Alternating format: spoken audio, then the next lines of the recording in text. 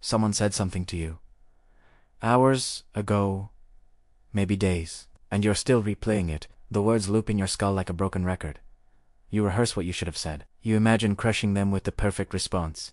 Your jaw is tight. Your chest burns with something you can't name. And even though they're nowhere near you right now, they're still winning. They're still inside your head, rent-free, pulling your strings like a puppet master. Because here's the brutal truth you don't want to hear. If they can make you angry, they control you. Not partially. Completely. Every time you react, you hand them the remote to your nervous system. Every time you fire back, you prove you need their validation to feel whole. Every time you lose your composure, you announce to the world exactly how to defeat you. You think anger is power. You think that rising fire in your belly is strength. You think that by showing them your rage, you're teaching them a lesson. But you're not the teacher. You're the student. And the lesson being taught is this. You can be moved. You can be manipulated. You can be broken with nothing but words. And that makes you weak. Not because you have emotions, but because your emotions have you. Think about it. Think about the last time someone got under your skin. A comment online, a dismissive look from a coworker, a family member who knows exactly which buttons to press. What happened next?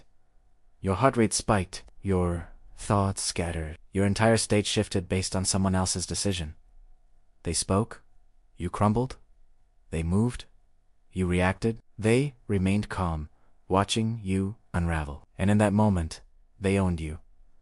Not through force, not through violence, through something far more humiliating. They simply showed you that you have no center, no anchor, no ground to stand on when the wind blows against you. This is the condition of the modern man. Not lazy, not broken, just scattered, pulled in 1,000 directions by notifications, opinions, and the desperate need to be seen as worthy. You walk through life with invisible strings attached to your spine, your tongue, your fists. And anyone who knows how to pull those strings can make you dance. A troll online, a bitter ex, a stranger who doesn't even know your name. They yank, you jump. They insult, you burn. They walk away, you stew for weeks. This is not living. This is slavery with extra steps. And the chains, they're not made of iron. They're made of ego. The ego is the real enemy here. Not the person who insulted you. Not the colleague who disrespected you. Not the world that refuses to acknowledge your brilliance. The ego, that fragile, hungry, desperate thing inside you that screams for recognition. That needs to be right. That needs to win every argument. That needs others to see your value before you can feel it yourself. The ego is a parasite wearing your face. And every time someone attacks it, you feel like they're attacking you. But they're not. They're attacking a mask, a role you play, a performance you've confused with your actual self. And because you don't know the difference, you go to war over nothing. You sacrifice your peace for a costume. You trade your stillness for applause that never comes. This is the trap. This is the cage you built with your own hands. And the door has been open the entire time. But the ancient masters knew something we forgot. 400 years ago, a swordsman walked through Japan like a ghost. Miyamoto Musashi. 61 duels. 61 victories. Not because he was the strongest. Not because he was the fastest. But because he had done something most warriors could never do. He had killed his ego before anyone else could use it against him. In his final text, the Book of Five Rings, Musashi speaks of a concept called emptiness. Not empty like hollow. Empty like the sky. Vast, formless, impossible to grasp. When you are empty, there is nothing to attack. When you are formless, there is no target to strike. When you have no position to defend, no reputation to protect, no pride to satisfy, what can your enemy use against you? Nothing. They swing at smoke. They lunge at shadows. They exhaust themselves fighting something that refuses to fight back. And that's when they realize the horrifying truth. They never had power over you. They had power over your ego. And now that it's gone, they're the ones exposed. This is what Musashi understood. Anger is not fire. Anger is a leash. And whoever provokes it holds the other end. His enemies would scream insults at him before duels. They would mock his poverty, his ragged clothes, his disheveled hair. They would try to ignite something in him: rage, pride, desperation. Anything that would make him predictable. Anything that would reveal his pattern. But Musashi gave him nothing. He arrived late to battles on purpose, watching his opponents pace and fume, their energy draining with every passing minute. He carved wooden swords from boat oars, knowing the absurdity of the weapon would enrage refined samurai. He stared through them, not at them, and by the time the duel began, his enemy was already defeated. Not by the sword, by their own mind. This is the art of not reacting, not suppression, not pretending you don't care while your insides twist. True, non-ration. The kind that comes from a place so deep, so grounded, so aligned with something larger than petty conflict that insults pass through you like wind through an open window. You don't need to prove anything. You don't need to win. You don't need their acknowledgement, their apology, their defeat. You are complete without the battle, and that completeness makes you invincible. In Zen, they called this state Mushin, the mind of no mind.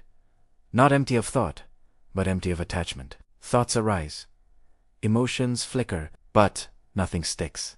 Nothing becomes a position to defend. Nothing becomes a wound to nurse. You see anger for what it is, where the pattern in the mind, clouds passing through an infinite sky, and the sky doesn't fight clouds.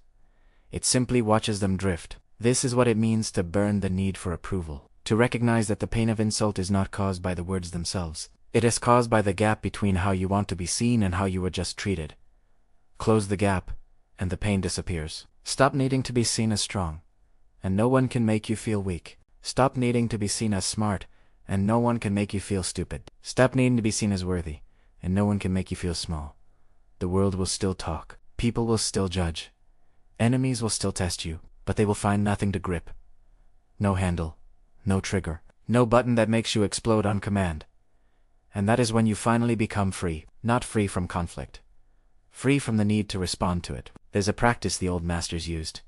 Simple, brutal, effective when provoked.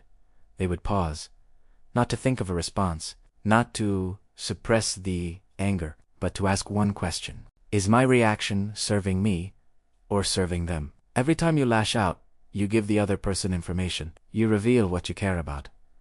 You expose your vulnerabilities. You show them exactly where to strike next time. Silence reveals nothing. Stillness gives no advantage. The person who cannot be moved becomes the most dangerous person in the room. Not because of what they might do, but because no one knows what they might do. You become unpredictable, and unpredictability is the highest tactical advantage in any battle, physical, verbal, or psychological. Musashi wrote, "Do not let your opponent see your spirit." Not because emotion is shameful, but because revealed emotion is a weapon turned against you. The calm warrior dictates the fight. The reactive warrior is dictated to. This is absolute power. Not the power to destroy others. The power to remain unmoved while the world rages around you. The power to choose stillness when everything in you screams for vengeance. The power to watch someone beg for your reaction and give them nothing. That silence is louder than any response. That stillness is more devastating than any attack. And the person who masters it doesn't need to announce their strength. Their presence alone speaks. So here's where you stand now. At a fork in the road that has no signposts, one path leads to the same cycles. Reacting, regretting, rehearsing what you should have said. Waking up at 3 a.m. with a clenched jaw, fighting battles that ended years ago. The other path leads somewhere quieter. Harder to find. Easy to lose. But once you walk it, you begin to realize that most of what you fought for wasn't worth defending. And most of what hurts you only had power because you believed it did. Musashi spent his final years in a cave. Alone. Writing. Reflecting. Not because he had nothing left, but because he had finally stopped needing anything outside himself. He had won every duel, defeated every enemy, and discovered the final opponent waiting for him at the end. His own ego. The last dragon to slay. The only one that mattered. I won't tell you how to kill yours. That path is walked alone. No one can hand you the sword. But I'll leave you with this. The next time someone comes for you, and the fire begins to rise, and everything in you wants to strike back and prove your worth, ask yourself, who is reacting right now? You, or the mask you've mistaken for yourself? And if the mask falls, what remains? Sit with that question. Don't answer it. Let it answer you.